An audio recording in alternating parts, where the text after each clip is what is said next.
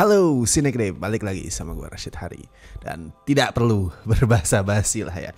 You know the drill. Joko ngerilis sesuatu, ngerilis film, ngerilis series, ngerilis something, dan gue akan bikin teorinya, cocok loginya, kesotoy-sotoyan gue akan gue tuangkan di sini. Seperti biasa, yes, kali ini gue akan bikin teori sotoy gue tentang seriesnya Joko Anwar, yaitu Nightmares and Daydreams, yang udah tayang di Netflix sekitar semingguan yang lalu. Gue lupa berapa hari pastinya, tapi kemarin si Arya udah bikin ya reviewnya, terus nge-ranking setiap episode di Nightmares and Daydreams. Kalau lu gimana? Apa episode favorit lu? Mungkin bisa lu tulisin di bawah. Overall sih ya gue suka sama series ini. Nggak sempurna jelas tapi fun banget. Rasa yang sama kayak pas gue nonton itu loh, Twilight Zone Classic. Joko kan juga udah sempat mention series itu ya di interviewnya sama Sinegrip. Dia ngingetin banget Twilight Zone yang klasik tuh, fun, aneh, dan gue terhibur karena anomali-anomali yang ada, tapi nggak terlalu ribet. Tetap ringan, tetap fun, dan well made. Kalau ada kekurangan urusan efek, urusan CGI, itu mah wajar kalau buat gue ya. Meskipun ini budget Netflix, tapi kan alokasi untuk proyek Indonesia ya nggak sebesar proyek-proyek Hollywood gitu. Ya ini proses lah. Bukan berarti jangan dikritik, bukan berarti tidak boleh dievaluasi, tapi kita juga mesti ngeliat nih, industri kita lagi ada di titik mana, pencapaian yang masuk akal tuh seperti apa gitu. Dan bukan berarti jangan bikin, bukan berarti kayak wah CGI-nya masih jelek, udahlah jangan bikin dulu. No, kalau lu nggak bikin, kapan bagusnya? Bukan berarti disampah-sampahin terus bilang wah udah nggak usah bikin dulu lah, ntar aja bikinnya masih pakai kejauhan. No. Dan di sini gue bukan cuma mau bercocok logi sotoy as always, tapi juga berusaha merangkai, mungkin merangkum, maybe menjelaskan lah the whole story of the series gitu. Karena kan emang ya tipikal Joko, banyak hal-hal yang masih ambigu, banyak hal-hal yang belum dijelaskan secara keseluruhan. Jadi just in case masih ada yang perlu bantuan gitu, mungkin perlu guide, agak bingung di part A, B, C gitu. Nah di sini gue coba sedikit menjelaskan. Oh, dan sebelum gue mulai, gue tegaskan nih, ini pasti akan ada spoiler. Jelas, ini gue mau merangkum, mau merangkai, mau menjelaskan, dan mau berteori, pasti akan ada spoiler di semua episodenya. Jadi misalkan lu belum nonton atau lu belum kelar nonton, better stop di sini. Ada spoiler banyak banget di sini. Jadi kalau lu mau nonton ini tapi belum kelar Nightmares and Daydreams, kelarin dulu baru balik ke sini. Baru saling mencocokkan teori masing-masing lah. Oke. Ya sebelum ngebahas teori dan lain-lain easter egg cocok logi, ada baiknya emang kita tuh tahu dulu basicnya ya. Apa sih yang sebenarnya Joko tuh mau sampaikan di sini? Karena gue tahu dia tuh nggak mau sebatas berusaha terlihat aneh, nggak mau sebatas berusaha ngasih tribute ke Twilight Zone dan kawan-kawannya, enggak. Dia pengen menyampaikan sesuatu, dan jawaban itu sebenarnya udah kelihatan banget di judulnya, Nightmares and Daydreams, mimpi buruk. Dan apa ya, Daydreams tuh bahasa Indonesianya sebenarnya kayak ngelamun, tapi lebih ke arah mimpi gitulah, mimpi in a positive way, yang kayak mereka tuh punya cita-cita gitu. Itu dua hal yang serupa tapi tak sama, dan tak samanya tuh rada berlawanan malah. Mimpi buruk tuh jelek, lamunan impian tuh cenderung positif kan kayak tadi gue bilang. Dan itu terjadi hampir di semua karakter series ini, yang mostly adalah rakyat jelata ya. Mereka tuh punya mimpi, mereka daydreaming, pengen punya sesuatu gitu. Mungkin pengen punya kekayaan, pengen punya kehidupan apa yang wajar, pengen membahagiakan orang tercinta gitu. Mereka punya mimpi itu, mereka daydreaming soal hal-hal itu. Tapi pada titik dimana mimpi itu nih kayak mau terwujud, ternyata semuanya hanyalah nightmares, hanyalah mimpi buruk gitu. Kenapa? Ya karena tipu daya orang-orang yang memegang kuasa, yang memegang kekuatan gitu. Mereka yang megang kuasa, mereka yang punya kekuatan itu punya kecenderungan untuk mengubah impian, daydreams dari rakyat kecil menjadi nightmares. Itulah dunia yang kita lihat di series ini, dan itu sebenarnya dunia yang ya sayangnya deket banget sama negeri kita tercinta ini. Jadi ini adalah sebuah kritik sosial dari seorang Joko tentang kesenjangan sosial, tentang power abuse, penyalahgunaan kekuatan dan kekuasaan yang itu sering terjadi dan selalu terjadi di negeri kita oleh siapapun sehari-hari. Setelah tahu nih dunia seperti apa yang lu saksikan, jelas berikutnya kita perlu tahu makhluk-makhluk, orang-orang seperti apa yang hidup di dunia itu. Dan ini sebenarnya udah dibahas berkali-kali ya, dari Joko, dari Netflix, akun medsos resminya udah ngebahas soal ini. Ada 4 entitas di Nightmares and Daydreams. Coba kita bahas dari yang paling gampang dulu, yaitu ada manusia biasa. Ya ini seperti namanya, ya udah gitu, manusia biasa, just a human being, gak punya kekuatan yang spesial gitulah. Tanpa kekuatan, tanpa status spesial, rakyat jelata, rakyat kecil biasa. Contohnya ya kayak misalkan warga-warga kampung di episode 4, Tengku Rifnu, Mike Lukok, itu semua manusia biasa. Pokoknya orang-orang yang apa ya, hanya bisa pasrah terus kemudian melihat semuanya dari belakang, melihat semuanya itu terjadi. Nah itulah manusia biasa. Gambaran yang agak miris dari seorang Joko untuk kita rakyat jelata sih. Terus yang kedua ada Antibody. Nah ini jagoan-jagoannya nih. Mereka adalah manusia-manusia spesial yang survive dari konfrontasi dengan para Agartha. Nanti akan gue bahas juga Agartha itu siapa. Intinya orang-orang yang di episode terakhir itu muncul kayak Avengers lah, pakai apa sih, jubah gitu, baju hitam terus berantem. Nah itulah para Antibody. Gampangnya ini kayak itulah gifted people.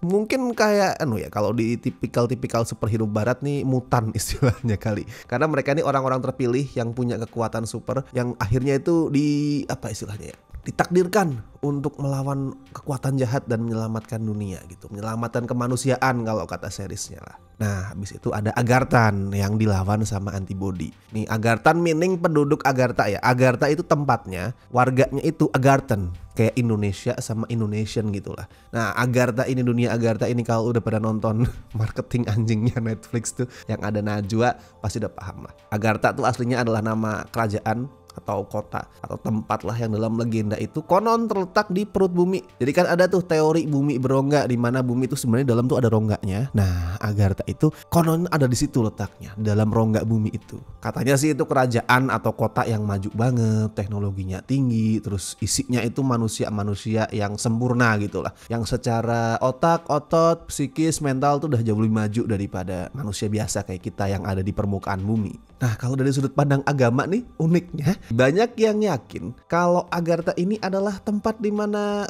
dua suku Ya'juj dan Ma'juj itu terkurung sebelum kemudian nanti di akhir zaman tuh bangkit lagi buat ngehancurin dunia, sebelum akhirnya dilawan sama itu ya, Nabi Isa atau Yesus. Tuh ada yang percaya kalau Ya'juj dan Ma'juj itu tinggal di rongga bumi dan mereka sebenarnya adalah Agarthan. Gue nggak tahu yang kebenarnya gimana. Tapi siapa aja penduduk Agartha yang nongol di series ini? Orang-orang yang dilawan sama Antibody di episode 7, yang makan bagian-bagian itu ya, tubuh manusia, makan otak, makan tangan dan lain-lain. Dan sebenarnya kuncinya itu adalah di karakter Adrian tuh yang jadi menteri ya. Adanya Adrian di sini, seorang Agarthan yang jadi menteri, memegang kekuasaan. Itu bikin gue yakin kalau di universe series ini banyak Agarthan tuh udah menyusup ke permukaan dan mereka tuh nempatin posisi-posisi penting di negara-negara seluruh dunia gitu. Ya kayak itulah ngingetin gue ke teori konspirasi yang itu loh, nyebut kalau pemimpin dunia tuh sebenarnya adalah alien atau manusia kadal yang kemudian menyerupai manusia gitu. Sejalan lah soal Agarthan ini. Jadi intinya mereka udah naik ke permukaan diam-diam buat take over the world. Wujud para Agarthan nih sebenarnya kayak gimana sih? Karena gue juga awalnya tuh bingung, karena kok kayak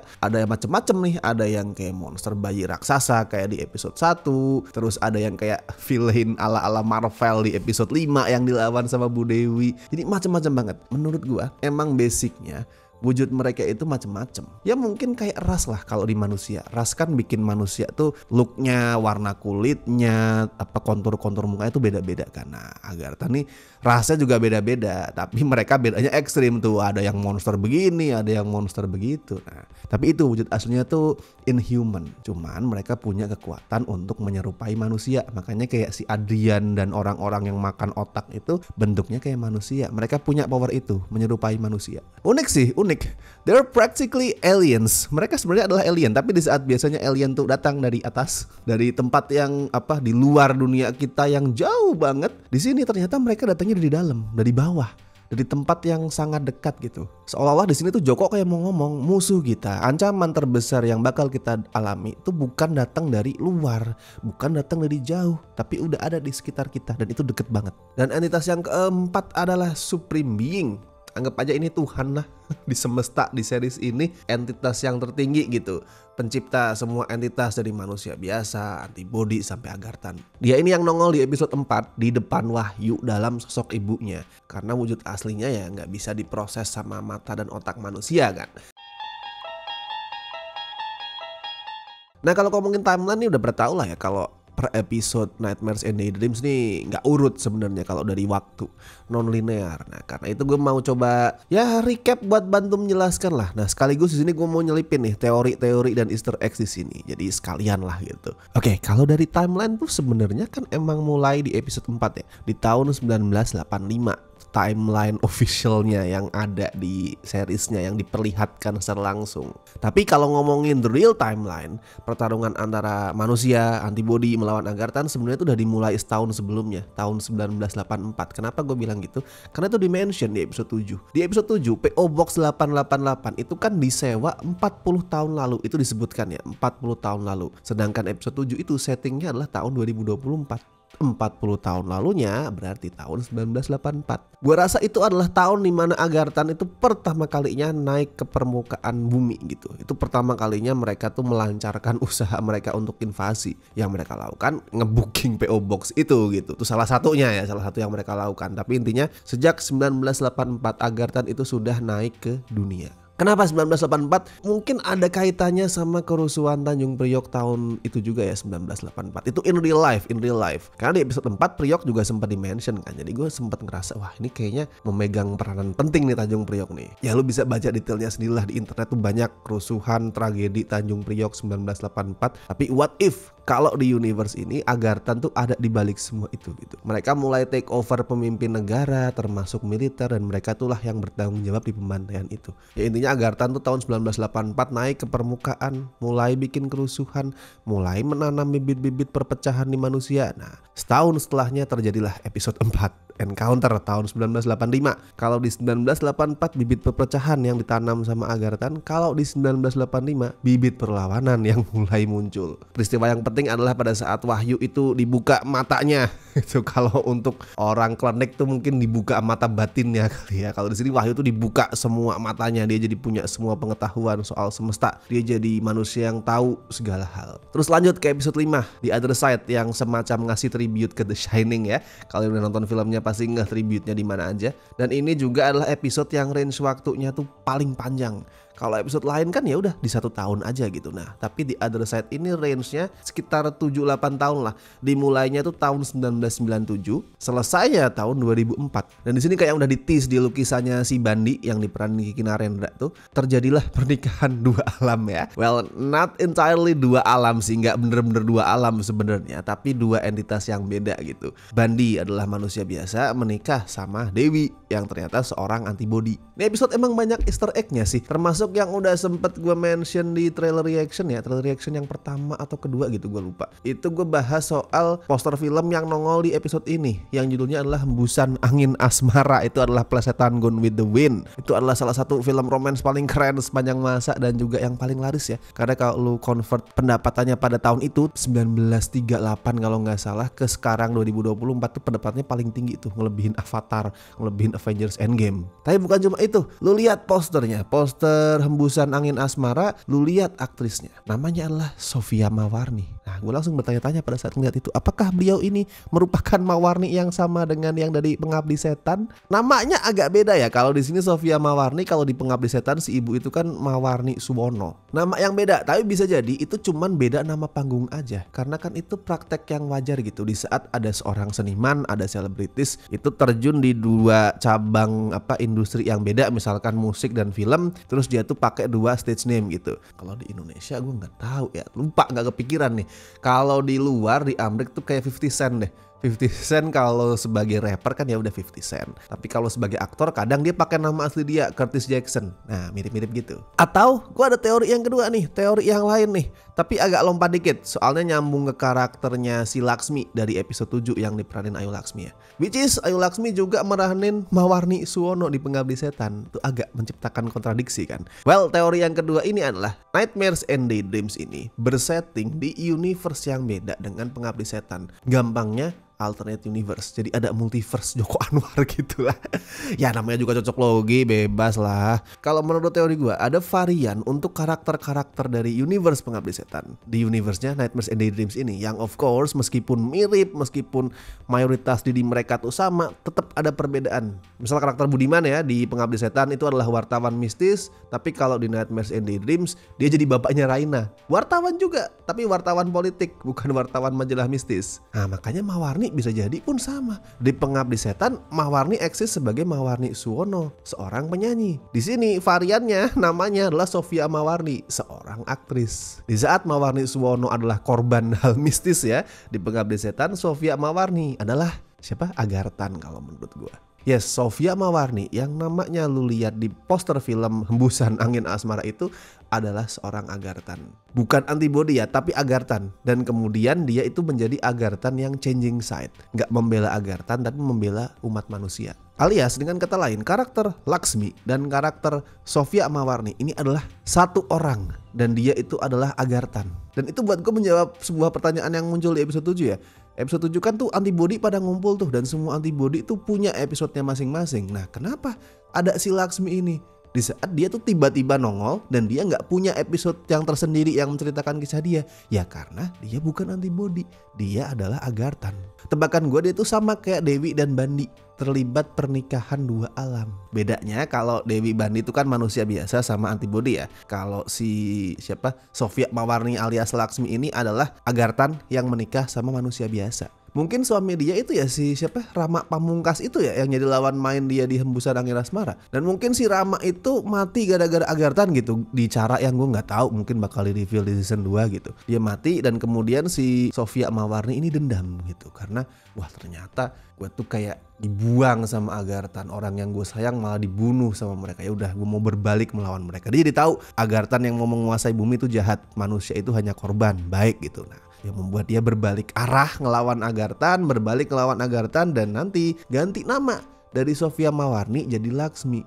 Tujuannya adalah buat sembunyi karena ya udah kalau dia masih pakai Sofia Mawarni itu terkenal aktris, ya udah dia sembunyi pergi mengasingkan diri dengan nama Laksmi. Itu teori cocok logi gue. Terus lanjut di episode 1 ya, timelinenya Old House tuh tahun 2015. Disinilah kita akhirnya tahu kalau diam-diam invasi para Agarthan tuh udah lumayan menyebar. Mereka bikin panti jompo ini untuk memperluas kekuasaan dan kekuatan mereka, ngumpulin orang-orang miskin buat jadi budak dengan iming-iming awet muda. Ya, kayak yang terjadi di karakter Suster ya yang diperanin sama Ruth Marini itu sama. Nah yang menarik gini, caranya modus operandi dari kultus Agarthan ini bertindak, mereka kan menipu manusia dengan embel-embel awet muda, embel-embel sesuatu lah, immortality gitu kan. Itu ngingetin sama kultus di Pengabdi Setan kan. Kayak mereka pun sama gitu, embel-embelnya adalah awet muda atau kekayaan gitu. Jadi apakah mereka nih dua kultus yang sama? Nah bisa jadi. Dan karena dulu di teori Pengabdi Setan gue berkesimpulan kalau para kultus penyembah iblis itu sebenarnya adalah Herosase. Jadi mungkin aja kalau sebenarnya identitas Herosase yang sesungguhnya dan para kultus itu adalah Agarthan. Makanya mereka aneh, nggak kayak manusia karena emang bukan manusia. Mereka dari rongga bumi. Apalagi mereka di sini itu ya pakai kedok panti jompo, sama kayak siksa kubur yang juga ada panti jompo buat orang-orang kaya. Dan di siksa kubur gue juga berteori kan kalau ya mungkin aja itu adalah sebuah cabang gitu, kantor cabang dari Herosase yang dibuat untuk nyari korban misalkan atau untuk menampung anggota-anggota mereka. Nah ini sama nih, panti jompo di Nightmares and Daydreams juga punya fungsi yang sama. Oke lah, balik lagi ke cerita di episode 1. Di situ Panji berhasil ngebakar dua sosok bayi monster raksasa ya. Tapi kalau lihat di ending tuh kan ada tangan tuh, tangan keluar dari reruntuhan dan tangan itu punya jari 4. Dan siapa lagi karakter di series ini yang punya 4 jari? Ya hanya ada satu orang, yaitu Shavin, si bocah iblis dari episode 3. Mungkin nih wujud bayi raksasa itu tuh semacam embrio ya, embrio kalau di manusia gitu, diisi senyawa tuh yang didapat dari ibu anak yang mereka pegang palanya, dan nanti pada saat udah full energinya mereka lahir. Harusnya kayak gitu normalnya, mungkin sama kayak itu Majin Buu Kalau di Dragon Ball kayak Majin Buu keluar dari bola tuh kan diisi energi, lahir dia. Nah, di sini mungkin sama tuh. Embrionya tuh bayi raksasa itu diambil tuh intisari energi dari pasangan ibu anak yang di episode 1. Nah, setelah full mereka lahir. Nah, itulah yang terjadi juga di Shafin tuh. Tapi dia kan lahirnya prematur. Jadi prediksi gue tuh kekuatannya belum maksimal gitu lah. Pada saat aslinya harusnya kalau lahir secara natural pas udah full dia bakal powerful banget. Tapi di sini mungkin dia belum mencapai potensi tertingginya karena lahirnya prematur. Tapi kalau Shafin adalah salah satu dari bayi raksasa itu yang lahir, terus bayi satunya kemana? Kan ada 2 tuh. Menurut gue bayi yang satu lagi dan Panji, Aryo Bayu itu menyatu, ngeblend. Makanya si Aryo Bayu di episode 7 punya kekuatan menyembuhkan kan. Kekuatan si bayi raksasa buat bikin ibu-ibu awet muda kan sama aja kayak menyembuhkan, regenerasi gitu. Nah itu yang dipunyai si Panji juga di episode 7. Padahal sebelumnya dia sama sekali gak digambarkan punya kekuatan healing. Tiba-tiba dia bisa nyembuhin orang. Nah itu tadi munculnya ya karena esensi dari si Agarthan bayi raksasa itu masuk ke dalam tubuh dia pada saat kebakaran. Terus lompat ke tahun 2022 ya, di mana 2 episode tuh terjadi di satu tahun yang sama, yaitu episode ketiga Poems and Pain sama episode 6 Hypnotize. Gua rasa sih episode 3 terjadi lebih dahulu. Soalnya di episode 6 kelompok antibody kan udah kelihatan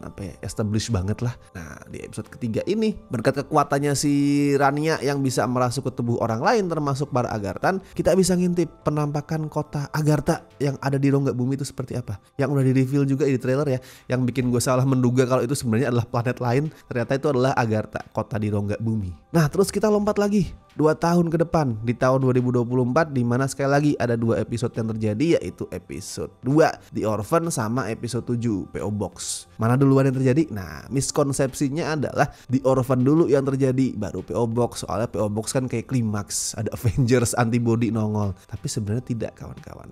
Sebenarnya yang terjadi lebih dulu adalah PO Box. Cluenya ada di tanggal yang tertera di surat. Pertama di suratnya Valdia, surat lamaran Valdia yang di situ tertulis tanggal 15 April, dan yang kedua adalah tanggal yang ada di sertifikat rumahnya Ipah sama Yos. Itu 10 Oktober. Jadi PO Box dulu 15 April, baru The Orphan beberapa bulan kemudian Oktober. Itu urutan yang make sense sih buat gue. Soalnya episode 7 itu kan adalah semacam konklusi ya. Konklusi dari prolog pertarungan antibody ngelawan Agarthan. Sedangkan episode 2 itu semacam tease for the future. Jadi wajar kalau konklusinya dulu baru tease for the future kemudian. Nah ini yang menarik nih. Di episode 2 endingnya itu kan Iyos sama Ipah mati ya. Terus kita ngeliat si Shafin tuh menggunakan kekuatan dia tuh berusaha nyembuhin Ipah. Berusaha menghidupkan lagi sebenarnya karena Ipah udah mati. Dan dari tangannya tuh keluar cahaya kan. Nah gue punya teori. What if Shafin ini gagal? Dia gak bisa nyembuhin atau menghidupkan kembali emaknya, Ipah tetap mati gitu. Kenapa bisa gagal? Karena kayak tadi gue bilang, dia lahir prematur, kekuatannya belum full, makanya gak bisa nyembuhin Ipah. Bisa jadi nanti di season 2 kita bakal ngelihat Shafin itu ngebawa Ipah ke Agartha, masuk tuh ke rongga bumi, karena dia berharap di sana si ibu itu bisa hidup lagi. Gue gak bisa nyembuhin emak gue sendiri, ya udah gue bawa ke rumah gue gitu kasarnya. Dimana di sana banyak orang-orang sakti, teknologi udah maju gitu. Tapi twistnya adalah Shafin tetap gagal.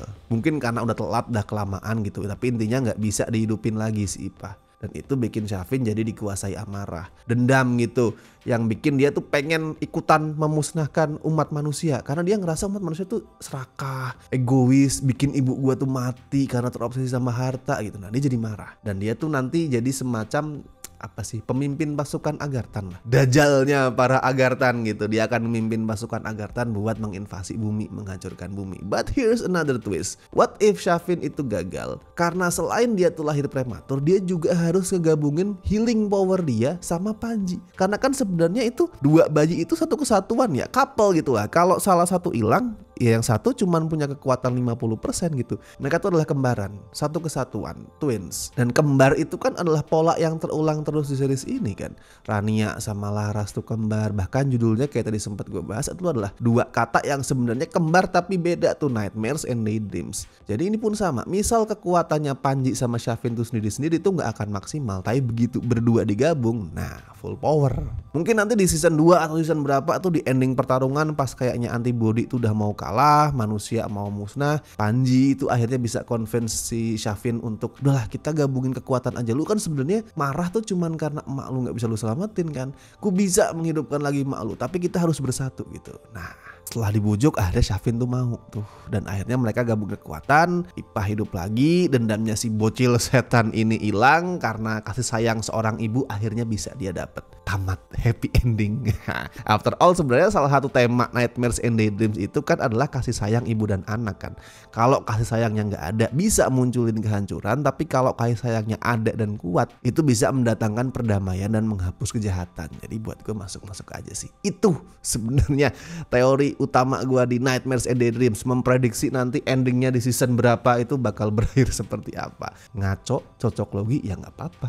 Namanya juga teori having fun gitu, senang-senang. Dan kalau misalkan lu punya teori yang lain atau mau membantah teori gua, mengcounter atau menguatkan atau punya tebakan yang beda, silahkan juga tuliskan di kolom komentar. As always gue tekankan, ini cuman buat senang-senang, bukan dengan serius tuh pengen memprediksi harus benar tuh enggak. Kita cuman senang-senang, dan juga bukan kayak apaan sih lu sok-sokan teori-teori nggak penting. Ya nggak apa-apa, tuh having fun kok. Nonton film, nonton series tuh nggak perlu terlalu serius panang gitu, nggak. Dengan adanya teori itu kita di sini sebatas bersenang-senang. Jadi tidak perlu ragu, bagikan teori lu sengawur apapun gitu. Misalkan lu mau bilang sebenarnya Joko Anwar tuh adalah supreme being, ya nggak apa-apa, tuliskan aja bebas, oke? Dan seperti biasa gue ingetin, jangan lupa kalau misalkan lu suka teori-teori begini, lu pencet like dan subscribe Cinecrip. Dan buat yang pengen ngebantu kami dengan kasih donasi seikhlasnya, as always ada berbagai cara. Ada super thanks, ada Saweria, dan ada juga join membership Cinecrip sesuai dengan tier pilihan lu masing-masing. Bisa lu cek di home-nya Cinecrip. Dan thank you so much buat teman-teman yang masih setia join membership kami walaupun kami masih punya kekurangan, terutama teman-teman dari Besti dan La Familia yang muka dan namanya bisa lu saksikan berikut ini. Thank you so much. Oke, kalau gitu gue Rashid Hari, sampai ketemu di teori-teori ngawur dan cocok logi